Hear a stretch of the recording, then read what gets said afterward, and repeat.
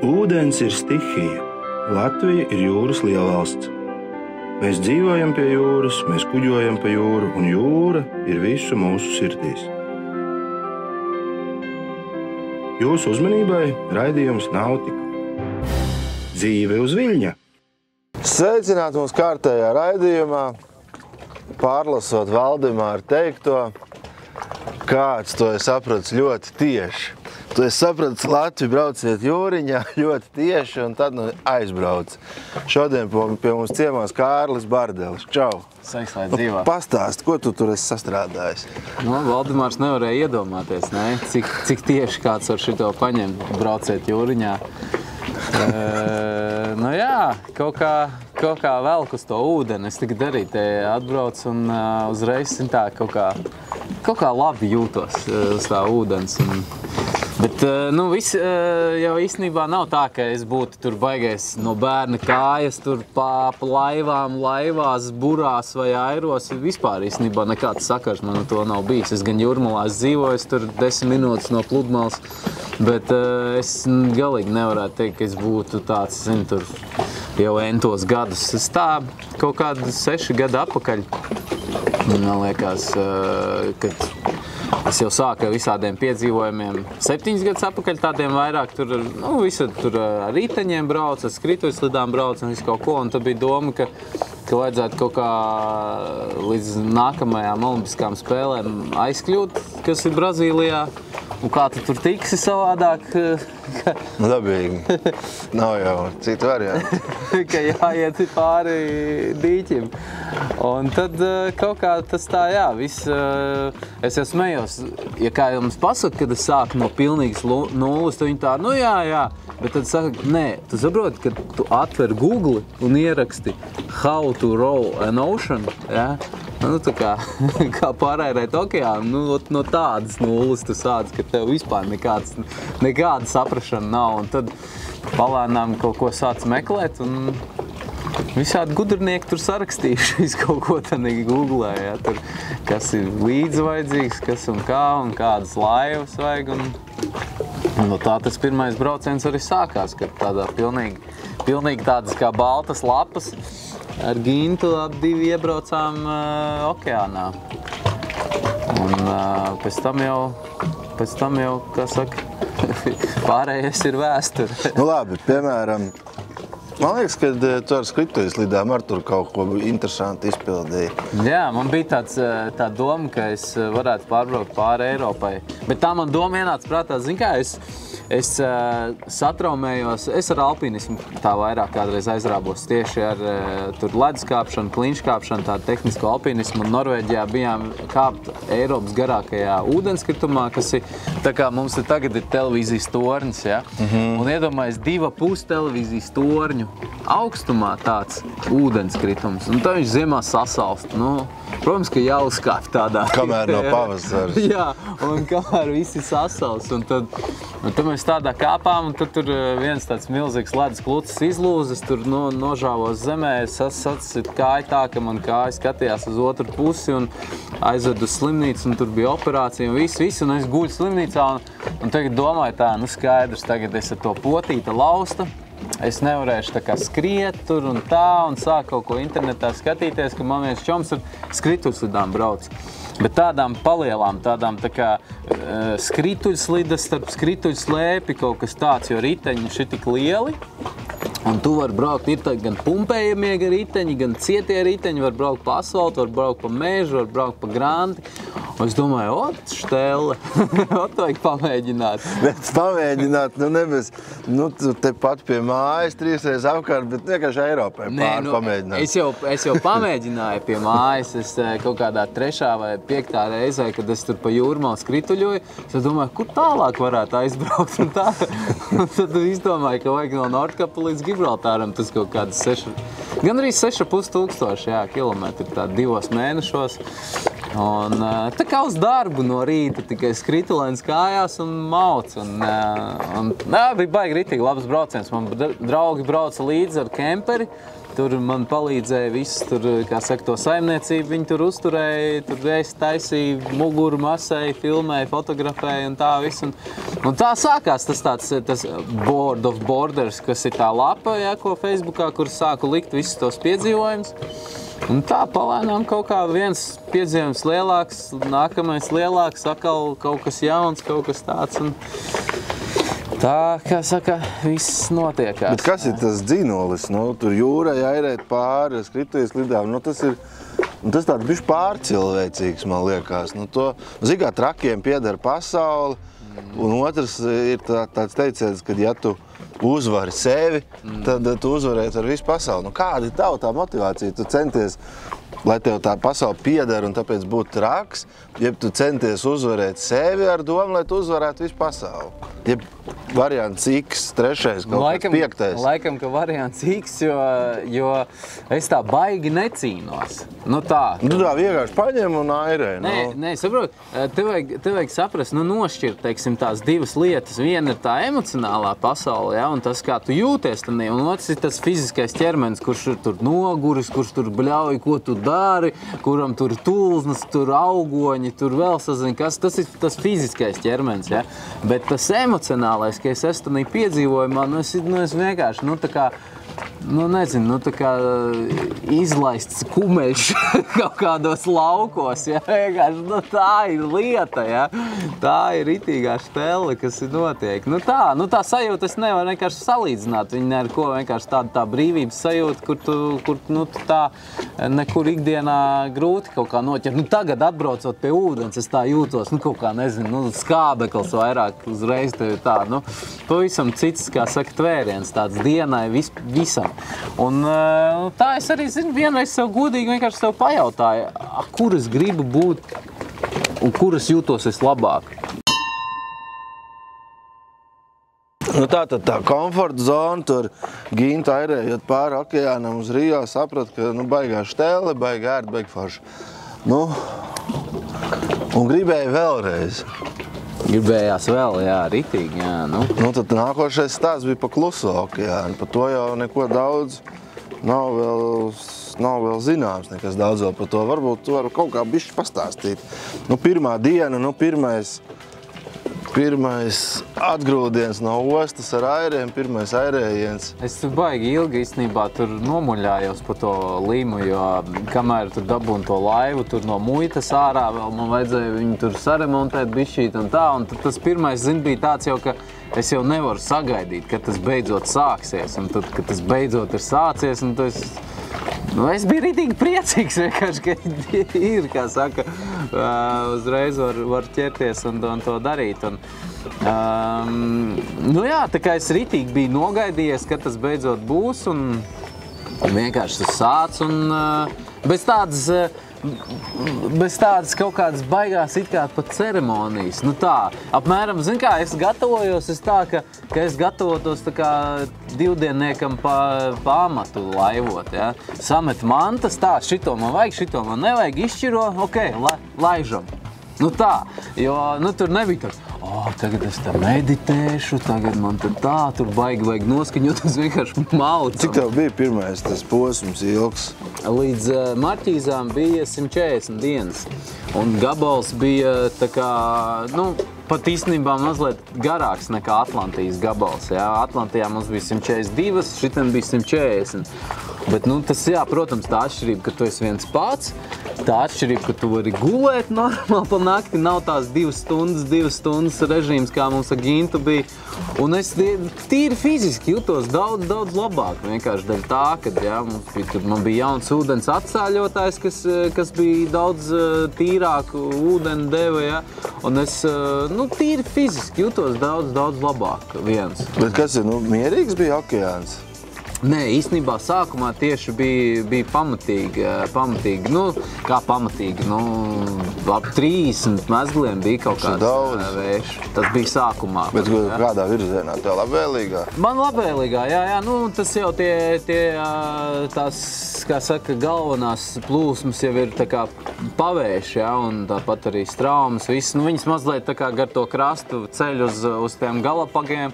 un tad noliecās vairāk rietumu virzienā, bet nu, man bija svarīgi, ka man pārāk neuznes uz ziemeļiem un neuzrauj tur ekvatoriālajā, tur atkal baigais tāds rosols, tur nekur tu netiec. Un tad tā es arī rietumu virzienā turpināju, jā, nu sākumā es pat teiktu, tur bija baigie vēji tādu ilgāku laiku, jā, un tad atkal pēc tam kaut kādos posmos kaut kādi, nu tādas brāzmas kaut kādas uznāk, tur kaut kādi negaisa mākoņi, tur redz nāk tāds zilums vienkārši, ka tur neko neredz vispār. Un, nu tā, bet, nu tā kā līdz tās 140 dienas, jā, tas bija tas pirmais tāds, un tas arī varbūt tās, es neteiktu, ka tur bija tā kā baigi kaut kas tāds, nu nenormāli ekstrēms, vienkārši ilgs laiks. Nu, kas ar viļņiem? Nu, zini kā, ruleti neliku klāt, tur nebija ruleti līdzi. Bet, nu, tad jau pie 30, tur starp 30 un 35, nu, tur tie viļņi ir diezgan, nu tā, ka tu jūties tieši pretī kursā nāk kuģis. Bet baigi kaut kā neredz šī laikā viņu.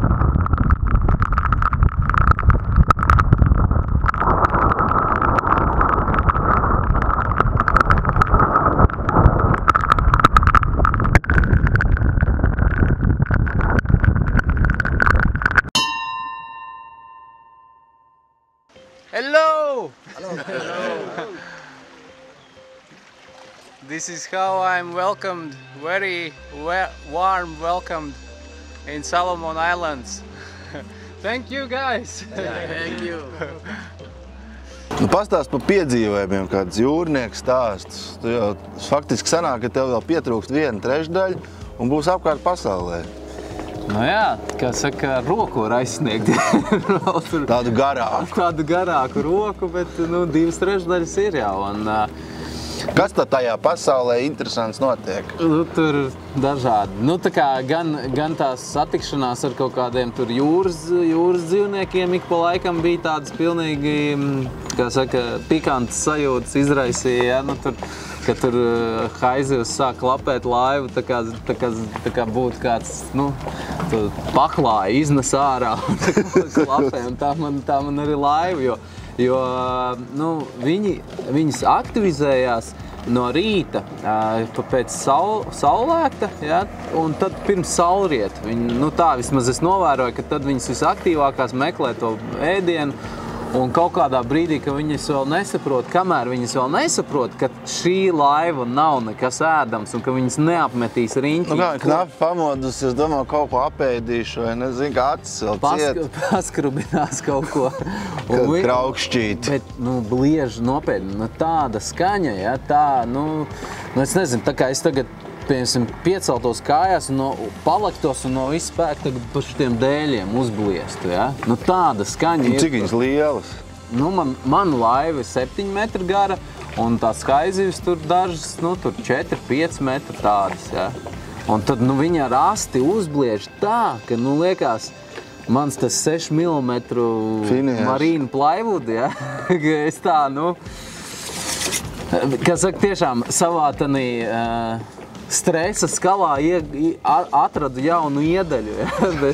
bet nu, viss kārtībā, ja es šeit sēžu, tad viss bija čikinēkā, bet nu, tur bija tādi momenti, ja?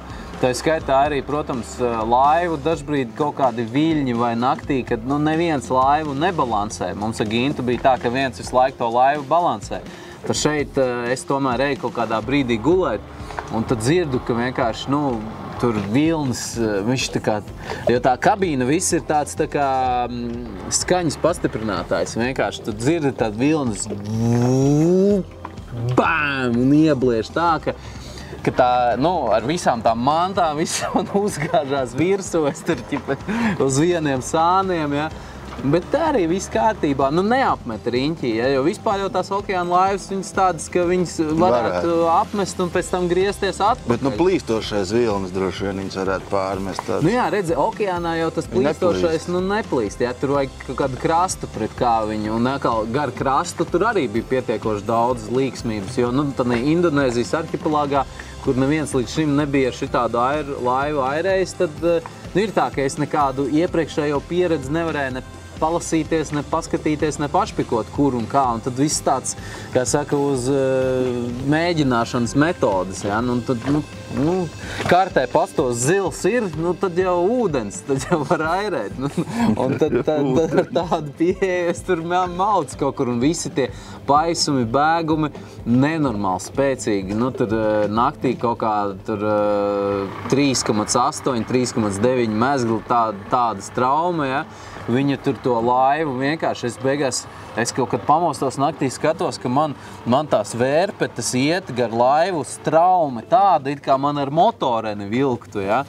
Un, protams, ja tā domā, teiksim, burātājiem skaidri ir ankurošanās, bet airu laivu, tie okeāna airētāji, viņi neankurojās. Viņiem nav pat ankura. Liekas smagums. Tieši tā, jo tu no vienas salas uz otru visi, tur nav nekāda baigās ankurošanās.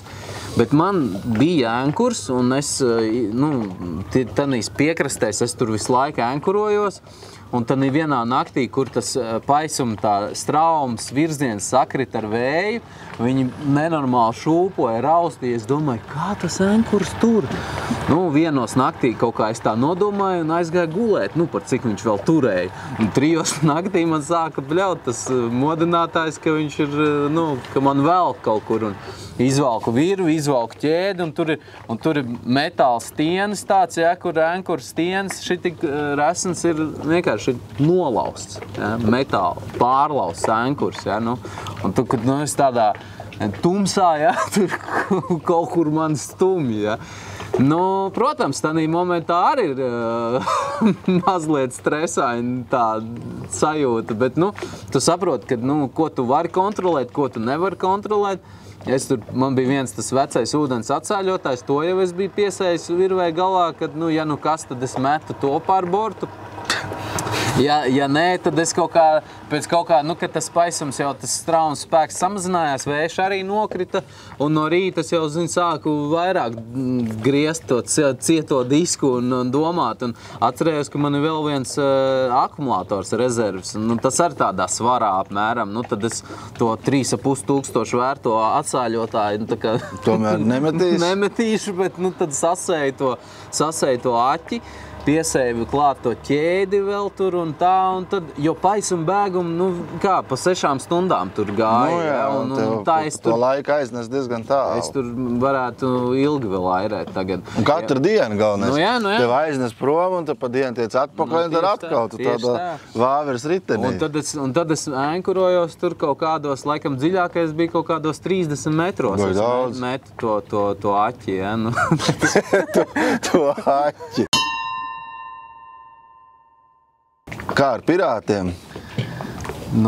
Zini kā, ja tu arī iegooglē tā kā bīstamākās zonas, tad tur kā reiz, pirātu teritorijas, ja, tad, tur nevajag. Ja. Bet tas arī tā,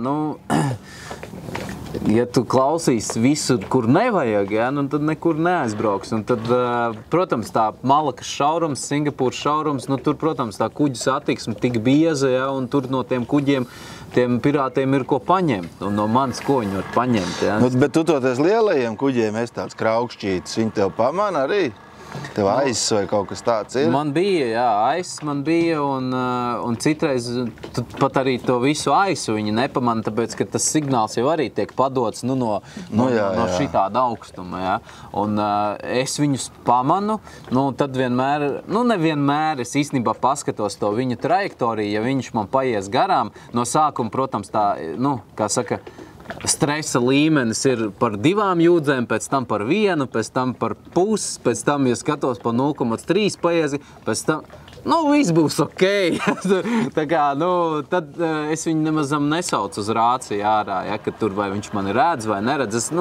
Viņš jau nemanevrēs tā, ja, man laivu var mētāt tur vairāk, bet... Tu jau var neesi nekāda raķeta. Jā, tur jau tā lieta, man tas ātrums maz, un tie lielie kuģi, es teiktu tā, ar lieliem kuģiem man vispār nebija problēmas, jo tie ir profesionāli. Bet viņiem ar tevi? Nē, viņiem ar mani arī nebija problēmas, tāpēc, ka es parasti, redzot, ja tiešām tur viņi baigi mauksma virsū, es uzreiz ar viņiem sazinos rācijā, un, tev ir nemotorizētam transportam ir priekšroka, ja, viņi man prasa, kādā distancē es vispār gribu, lai viņi man paiet garām, tā kā, viņi ļoti laipni, atsaucīgi, tur nebija problēmas. Problēmas sākās tur, kur Indonēzijas piekrastē ir kaut kādas mazās zvejas laivas, kur viņiem ne aisi, ne rācijas, nekā nav vispār, ja, un tad viņi, bliež, kur viņi grib, un viņi pieraduši, ka tādas mazas laiviņas, līdzīgas kā man, ja, tā vizuāli līdzīga, ja, pa gabalu viņi jau neatšķir, ka tā ir airu laiva.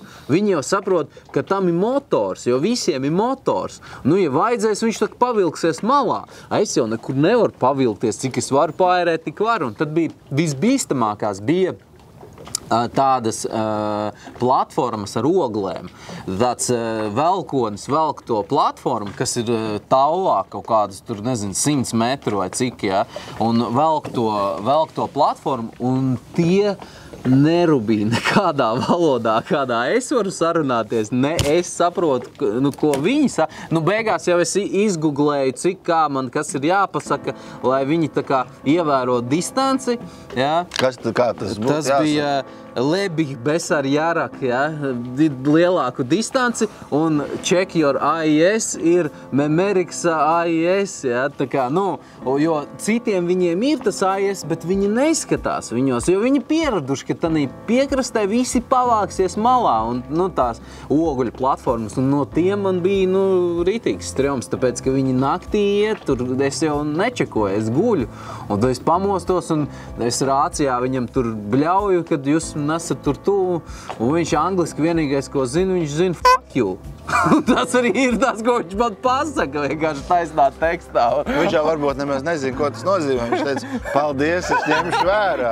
Varbūt tas ir tas, ko viņš bija domājis. Es nezinu, jebkurā gadījumā, protams, ka saprot, tu pamosies naktī no tā, ka tev bļauj aiz, ka tev ir 2 jūdži tuvumā vai pat nē. Man īstenībā viņš ieslēdzās tā, ka viņš bija 0,8, ja, un viņš man bliež virsū. Un es tā, es redzu viņam kaut kāda viena maza to lampiņa, tur, Svecīt. Apmēram, ja. Tie bija baigie. Ar tiem pirātiem, es saku, tur bija, kā saka, man bija diezgan, es teiktu, mierīgi, ja. Es, protams, varbūt kaut kādu par to, varbūt vairāk pat prātā bija izdomājis, cik tas ir bīstami vai kā, bet, ja pastāst to statistiku, protams, es izbraucu tām visbīstamākajām zonām cauri, ja.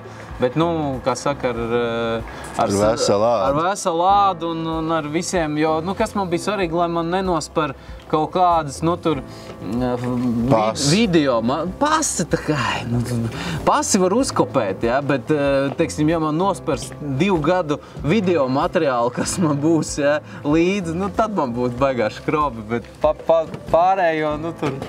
Tā kā, bet, tas Malakas šaurums, tur pamatīgi, tur, zini, tā kā Brīvības iela, tur tie kuģi, tur uz vienu, uz otru pusi, bet es teiktu, ka tā satiksme tur ir regulēta, ja, tev visu laiku, piemēram, ja tu ej pāri, tev jāuzmanās no sākuma no vienas puses, un pēc tam no otras puses. Nav tā, ka tev var uzbraukt no jebkuras puses, ja, un tu zini, cik zona būs gara, un tad tur močī pāri, cik, un es tur baigi skatījos, ka man ar to paisumu bēgumu, lai man sakrīt, lai man tā kā, lai man palīdz viņš. Tur nenormāli spēcīgs tajās tieši seklajās vietās, ja, kur jūra seklāka, jo tu okeānā jau tu nejūti neko tādu. Labi, paldies par sarunu. Paldies tev. Tad tiekamies pasaules jūrās un okeānos. Jā, tieši tā.